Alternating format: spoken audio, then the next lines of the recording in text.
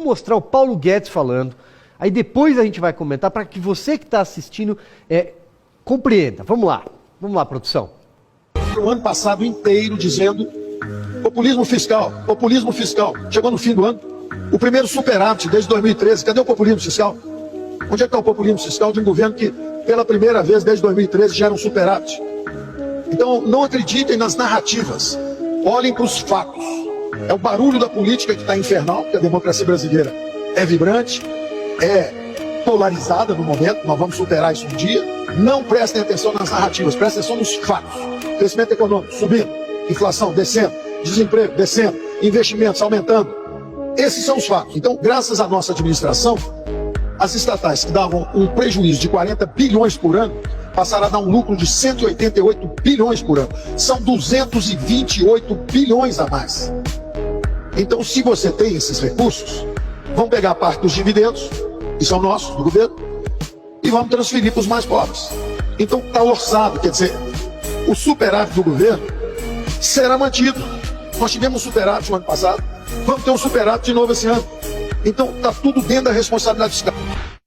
Saneamento, 5G e telecomunicações, cabotagem, ferrovias, aeroportos, portos.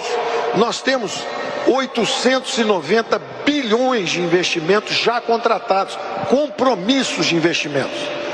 Grandes empresas brasileiras e internacionais nos pagaram 160 bilhões de sinal pelo direito de investir 890 bilhões nos próximos 10 anos. Para você ter uma ideia do que é isso, são 80 bilhões por ano.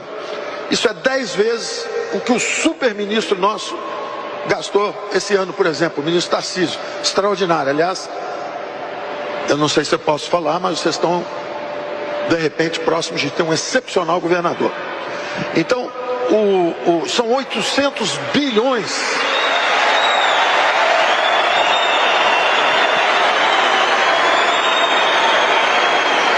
São 800 bilhões, isso é 10 vezes mais. Só para vocês terem uma ideia, por exemplo, quando a gente pega uma empresa feita a SEDAI, que foi privatizada, ela mobiliza 50 bilhões, 20 bilhões de outorga, pagamento para o Tesouro, e mais 30 bilhões de compromisso de investimento. O Ministério de Desenvolvimento Regional, por exemplo, que cuida disso, de saneamento, o orçamento dele também é 8, 9 bilhões por ano. Então são 6 vezes mais. Isso já está contratado. O Brasil está condenado a crescer 10 anos seguidos. Vai crescer de qualquer jeito. É isso, meu caro Alangani, você que é o economista da mesa, como ele falou, o Brasil está condenado a crescer. E aí, diante da fala dele, eu estava aqui pensando que o desemprego está desmelhorando. Foi ótima, né? Aliás, a Fabina, no programa passado, lembrou muito bem esse estilo Paulo Guedes, né? Provocativo, com muita inteligência. E ele fez exatamente isso no evento da XP, no qual eu também estava presente. E como bem lembrou o Silvio, né? Tiveram vários avanços na área macroeconômica, a redução do desemprego, que hoje está em 9,3%, 300 mil empregos praticamente foram criados no mês de junho. Provavelmente esse número se repete no mês de julho. Além da toda a questão da área macroeconômica, houve reformas também na área microeconômica, como o próprio Paulo Guedes lembrou, aperfeiçoamento da lei de falências, marco do saneamento, marco da ferrovia, investimentos em portos, em aeroportos. Então essas reformas microeconômicas, além de toda a melhora do lado macroeconômico, mas essas reformas, elas acabam tendo benefícios para as próximas gerações. Qualquer que seja o governo, será beneficiado por essas reformas que ocorreram. Assim como, por exemplo, no primeiro governo Lula, no primeiro mandato, ele foi beneficiado por reformas que ocorreram no governo anterior. E o governo Jair Bolsonaro, com a equipe do Paulo Guedes, está entregando um país melhor do que 2014. Veja que a Dilma, a ex-presidente Dilma, em 2000, no seu segundo mandato, 2015 e 2016, ocorreram duas quedas no PIB de 3,6%, praticamente queda de pandemia, 4% aqui no Brasil, sem ter uma pandemia. Então, o PT gerou duas crises econômicas de pandemia sem ter pandemia.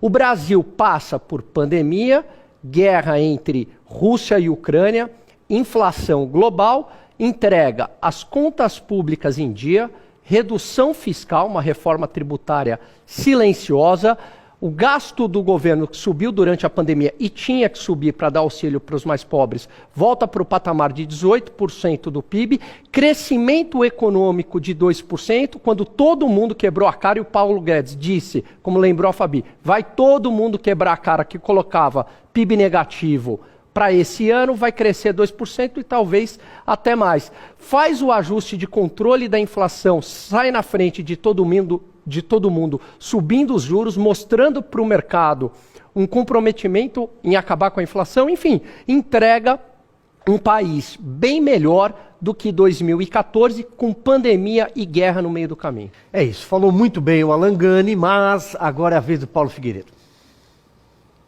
Não, o Alan falou muitíssimo bem. O que eu gostei mais da fala do Paulo Guedes foi que basicamente o que ele disse foi que o jornalismo profissional morreu. Eu gostei, parece que adotou o bordão. Porque o que ele disse foi: parem de prestar atenção nos jornais, parem de prestar atenção na mídia, porque a mídia não é mais confiável.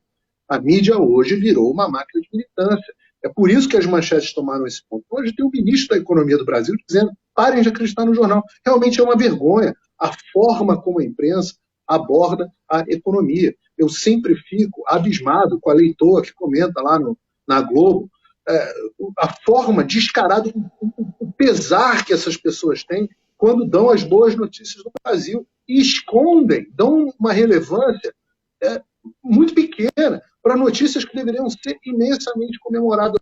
Você, por exemplo, que está em casa, sabia disso que o ministro Paulo Guedes falou, dos 890 bilhões de investimentos já comprometidos para o Brasil, 890 bilhões, gente. Isso é de uma magnitude gigantesca. Agora, por que você não sabe disso? Será que se isso fosse do PT, não seria diferente? Lembrem o Escarcel, vocês lembram do Escarcel pró-governo, que fizeram com a descoberta do pré-sal para o PT, que nunca acabou se concretizando da forma como imaginavam, até porque saquearam a Petrobras, pegaram refinaria, fizeram refinaria custar não sei quantos bilhões a mais do que tinha que ter custado em Passadina. A coisa nunca acabou saindo do papel da forma que queria, porque roubaram muito, né? Mas vocês lembram a forma como a imprensa cobria isso? Então, eu acho que os comentários econômicos o Alan já fez de forma perfeita, já foi absolutamente justo e correto. O que o presidente Bolsonaro pegou e o que ele está entregando. O que se esperava e o que os economistas de jornal prometiam para a gente e o que a gente está colhendo, né? Falavam que a relação dívida-PIB do Brasil ia chegar a 100%, está em 74%. Falaram que o Brasil estava em descontrole das contas públicas, estamos tendo superávit. Falaram que a economia não ia crescer, o Brasil vira exemplo até para o FMI como um dos únicos países do mundo onde o cenário econômico não é de recessão. Ao mesmo tempo, essas são as pessoas que diziam que quando o Macri saísse da Argentina, as coisas iam melhorar. Quando o Trump saísse dos Estados Unidos, as coisas iam melhorar. Quando a esquerda ganhasse no Chile, quando a esquerda ganhasse na Colômbia, tudo ia ficar maravilhoso. No final das contas, você está vendo a economia desses países onde a esquerda assumiu, todas implodirem, inclusive aqui a economia americana. Então eu digo para as pessoas que estão em casa, o golpe está aí. Se você tomar a decisão ainda hoje de votar num governo de esquerda, depois de todo mundo à sua volta que elegeu a esquerda ter conseguido destruir a sua economia em pouquíssimo tempo, ora, aí você realmente merece sofrer. É verdade, Fabi. E aí, repito também o que a gente falou na semana anterior, né? Quando as manchetes de economia passaram a ser positivas e o MAS cansou, eles também cansaram do MAS, a economia sumiu das páginas porque veio a cartinha, né?